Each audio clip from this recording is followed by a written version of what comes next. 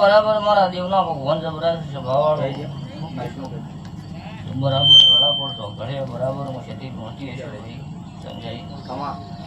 તો બરાબર ખાદ્ય ખુરશીની વાપર્યું ને શનિ મારા છઠ્ઠીના ભગવાનની ઉગીશું વડાયું માતાઓ ઉગીશું નરેશ હા લગન દાદરું છે કદાચ મારા દેવના ભગવાન 100% પૂરું કરશું